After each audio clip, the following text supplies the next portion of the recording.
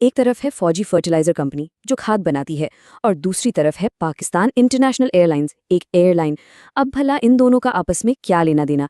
यही तो वो बात है जो इस पूरे मामले को इतना दिलचस्प बना रही है। तो सवाल यही है कि खाद बनाने वाली इतनी बड़ी कंपनी आखिर एयरलाइन के बिजनेस में क्या कर रही है। चलें इसी सवाल का जवाब ढूंढते हैं। तो सबसे पहले बात करते हैं इस नए खिलाड़ी की, एक ऐसा नाम जिसके सामने आने से सभी चौंक गए हैं। तो हुआ ये है कि फौजी फर्टिलाइजर कंपनी, जिसे हम एफएफसी भी कहते हैं, अब बाकायदा तौर पर इस ग्रुप यानी कंसोर्शियम का हिस्सा बन गई है, जिसने पीआईए खरीदने के लिए सबसे ऊंची बोली लगाई और कामयाब रही। अच्छा, एक बात यहाँ वाजे करनी जरूरी है, एफएफसी इस दौड़ में अकेली नहीं है, बल्कि ये कई कंपनियों के एक ग्रुप का हिस्सा है जिसे कंसोर्शियम कहा जाता है। तो देखते हैं कि इस टीम में और कौन कौन शामिल है। इस पूरे ग्रुप को लीड कर रही है आरिफ हबीब कॉरपोरेशन लिमिटेड। पाकिस्तान के बिजनेस सर्कल में ये एक बहुत बड़ा और जाना पहचाना नाम है। और यहाँ आगे मामला और भी दिलचस्प हो जाता है जब हम इस कंसोर्शियम में शामिल बाकी कंपनियों को देखते हैं। देखें, इसमें खाद बनाने वाली कंपनियां हैं, रियल एस्टेट का काम करने वाले हैं, फाइनेंस के माहिरीन हैं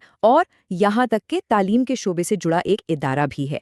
मतलब ये इतनी अलग अलग फील्ड्स का एक मिक्सचर है कि सोचकर हैरानी होती है कि ये सब मिलकर अब एक एयरलाइन चलाएंगे। और मजे की बात यह है कि ये सारा कुछ बहुत तेजी से हुआ। जरा पिछले कुछ दिनों में जो हुआ उस पर एक नजर डालते हैं। यकीन करें, सिर्फ 3 दिन के अंदर अंदर पूरी तस्वीर साफ हो गई। 23 दिसंबर को निजकारी कमीशन ने ऐलान किया कि सबसे ऊंची बोली किसकी है।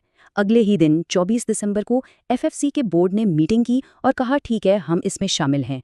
और फिर 25 दिसंबर को ये खबर पक्की होकर सबके सामने आ गई। लेकिन ठहरिए, कहानी यहाँ ख़त्म नहीं होती। ऐलान तो हो गया है, लेकिन इसका ये मतलब नहीं कि डील फाइनल हो गई है। अभी भी कुछ मरहले बाकी हैं जिन्हें पार करना ज़रूरी है।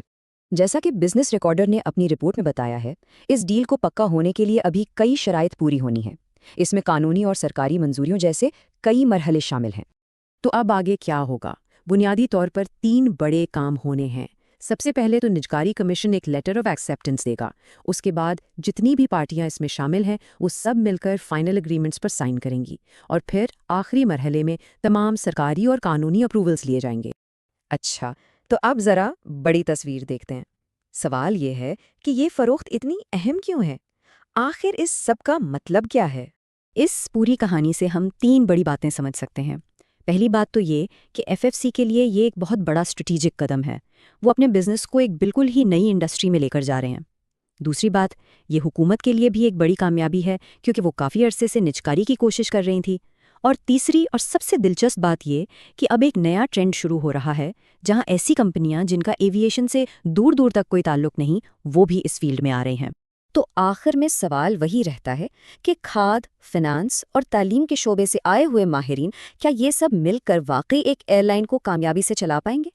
क्या ये पीआईए के लिए कामयाबी का फ्लाइट प्लान साबित होगा? इसका जवाब, खैर, वो तो हमें आने वाला वक्त ही बताएगा।